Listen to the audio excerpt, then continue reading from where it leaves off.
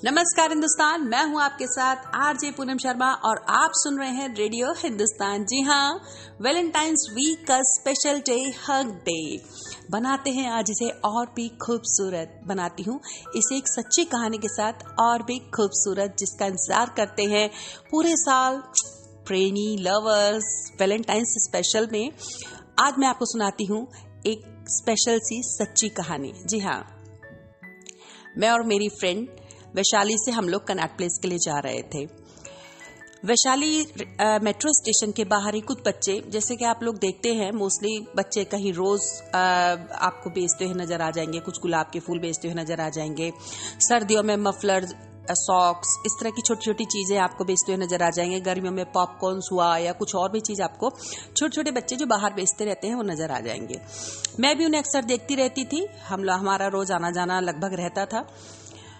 मुझे ऐसा लगा कि सर्दियों में जैसे बच्चे बेपरवाह से, कोई नंगे पैर है, किसी ने स्वेटर पहना है, किसी ने नहीं पहना है, तो मुझे ऐसा लगा कहीं ना कहीं इन बच्चों को भी जो हमारे पास इतने एक्स्ट्रा स्वेटर, इतने एक्स्ट्रा कपड़े घर में पड़े रहते हैं, शायद हमारी उन पर नजर भी नहीं जाती और एक अलमारी का एक कोना, एक घेर के वो जगह घेर कर पड़े रहते हैं।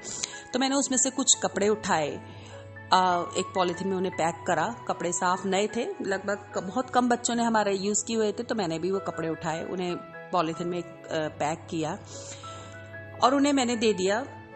जो वैशाली से मैं जो आपको बता रही हूँ, हम लोग जा रहे थे रेलवे स्टेशन, मेट्रो स्टेशन के बाहर वो बच्चे जो घूम रहे थे, मैं उनमें से एक छोटी सी बच्ची जो मुझे लगा कि उसके साइज के कपड़े हैं और मैंने उसे दे दिया। पहले तो वो भरी आंखों से, नहीं आंटी ये रोज फ्लावर ले लो ना। मैंने 2 रोज ले भी लिए उससे, बहुत जिद करने लगी तो मैंने वो 2 रोज उससे ले भी लिए, लेकिन मैंने उसको पॉलिथीन भी दिया।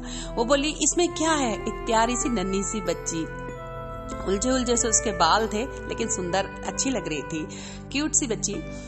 शायद अपनी मम्मी के ऊपर गई होगी, क्योंकि जो बच्चे अपनी मम्मी के ऊपर जाते हैं ना वो सुंदर बहुत होते हैं। ये मैंने नोट किया है। अच्छा, बात आगे बढ़ाते हैं। तो मैंने वो पैकेट उसे दे दिया।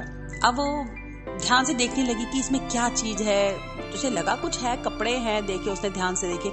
लेकिन जब उसने वो टी शर्ट, वो फ्रॉक और कुछ सॉक्स देखे जो उसे शायद उसे अच्छे लग रहे थे, और खास तौर से पिंक कलर जो लड़कियों को बहुत अच्छा लगता है, उसने जब वो सॉक्स देखा तो उसके मुंह से कुछ भी नहीं निकला। उसकी आंखें जैसे पूरी खुल गई और वो उसके अंदर एक क्यूरियोसिटी, एक उत्सुकता थी देखने की कि इस पैकेट में और क्या है और क्या निकलेगा।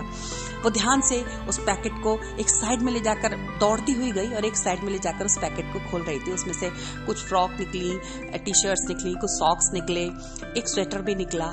तो उसे ध्यान से वो देख रही थी और उसके बाद उसने उसको पैकेट को, उसने मेरी तरफ नहीं देखा किस आंटी ने दिया, कौन है वो आंटी, शायद यहाँ खड़ी है या चली गई है, वो देख रही है। उसने मेरी तरफ नहीं देखा। वो इतनी खो गई थी उन नए कपड़ों में, उन मतलब आज के लेटेस्ट कपड़ों में वो कुछ खो सी गई थी। देखकर उसे बहुत खुशी हो रही थी और उसने उस पैकेट को एक तरफ रखा और वो सारे कपड़े और एक एक करके वो फ्रॉक को देख रही थी, कभी टी शर्ट को देख रही थी और वाह वाह करके मतलब उसके मुंह से निकल रहा था।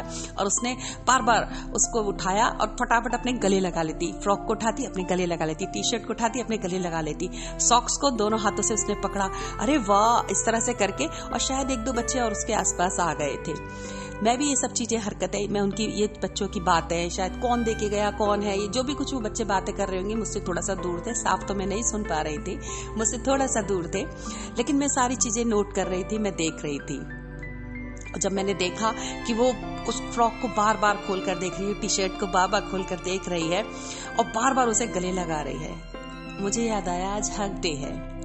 इससे खूबसूरत, इससे प्यारा हग डे, इससे प्यारा खूबसूरत दिन शायद किसी के लिए या मेरे लिए क्या होगा।